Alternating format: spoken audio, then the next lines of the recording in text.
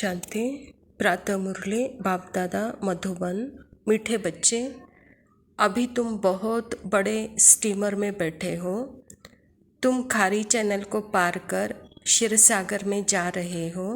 तुम्हारा लंगर उठ चुका है। तो परमात्मा इस धरा पर आकर के हम आत्माओं को आत्म ज्योति जगाते हैं।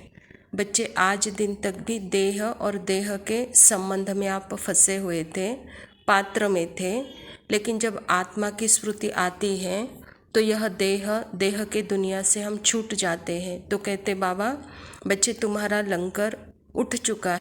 जहाज़ को भी जब किनारे आता है तो उसको बांधते हैं, और जब जहाज़ को निकालना होता है तो उसका लंगर उठा देते हैं और वह समुद्र की तरफ निकल पड़ता है। तो बच्चे, आपको भी अभी इस खारी चैनल को पार करके क्षीर सागर में जाना है, इसीलिए आपका स्टीमर उठ चुका है, कहता है बाबा। प्रश्न है, बच्चों को विशेष थकावट किस बात में आती है? थकावट आने का मुख्य कारण क्या है? बाबा कहता उत्तर में, बच्चे चलते चलते याद की यात्रा में थक जाते हैं। इसमें थकावट आने का मुख्य कारण है संग दोष। संग ऐसा मिल जाता है जो बाप का हाथ छोड़ देते हैं। कहा जाता है संग तारे कुसंग बोरे। संग में आकर स्टीमर से पाँव नीचे उतारा तो माया कच्चा खा लेगी। इसीलिए बाबा बच्चों को सावधान करते, बच्चे समर्थ बाप का हाथ कभी नहीं छोड़ना। यहाँ परमात्मा खुद आए हैं, हम बच्चों का हाथ पकड़ा है। तो बच्चे, यह संग आपको उभारता है, और परमात्मा के पिता का हाथ संग छोड़ने से वह कुसंग अर्थात वह डुबो देता है। बच्चे, कभी भी परमात्मा पिता से दूर होने का स्वप्न में भी, ख्याल में भी यह नहीं सोचो। इस यात्रा में आप थको नहीं, कहता बाबा। गीत है, माता ओ माता तू है जगत की भाग्य विधाता। धारणा के लिए मुख्य सार है, समर्थ बाप का हाथ पकड़ कर रखना है। एक बाप से ही दिल लगानी है। सवेरे उठकर याद में बैठना है। अभी घर जाने का समय है, तो घर जाने के समय में परमात्मा खुद कहते हैं कि बच्चे, अभी सिर्फ दिल एक मेरे साथ लगाओ, क्योंकि अभी इस दुनिया से आपको अपने घर जाना है, कहता है बाबा। तो यहाँ किसी से दिल नहीं लगाओ। तो सवेरे उठ करके प्यार से परमात्मा पिता को हमको याद करना है, और समर्थ पिता का हाथ सदा पकड़ कर रखना है। दूसरा पॉइंट है, संग दोष से अपनी संभाल करनी है। कुसंग में आकर कभी पढ़ाई नहीं छोड़नी है। संग हमको तारता भी है, संग हमको डुबोता भी है। अगर मैं आत्मा बनकर परमात्मा के याद में रहती हूँ तो सदा मैं उभरती रहती हूँ और दूसरों को भी सदा उभारती हूँ। और जब मैं देहाभिमान में आती हूँ और कुसंग में पड़ती हूँ तो वह संग जैसे कि हमको डुबो देता है, अर्थात व्यर्थ के तरफ, चिंता के तरफ, दुख के तरफ ले जाता है।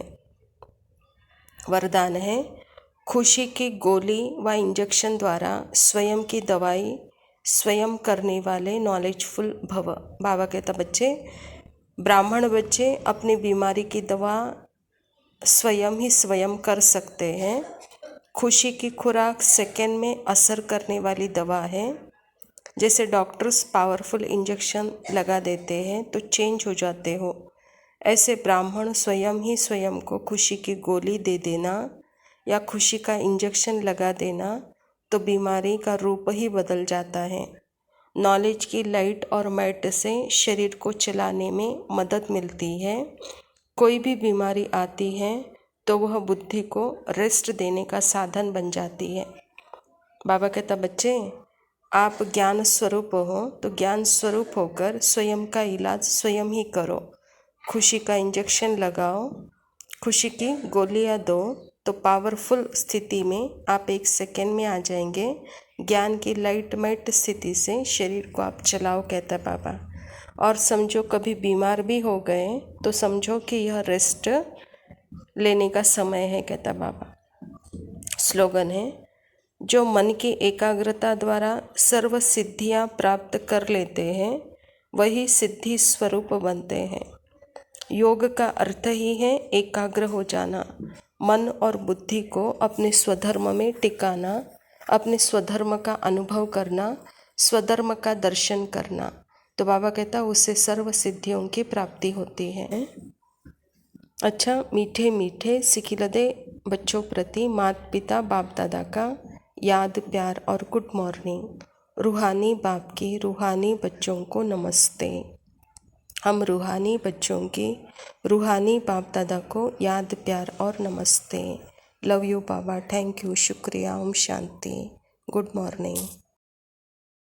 ऐसे पल फिर कब आएंगे, कल्प भर में ना पाएंगे। प्यास बुझा ले युगों युगों की, जन्म सफल हो जाएंगे। कितने किए उपकार ओ बाबा, कितने दिए उपहार।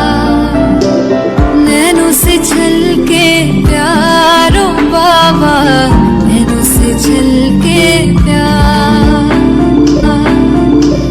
पाए है सुख संसारो बाबा, पाए है सुख संसार।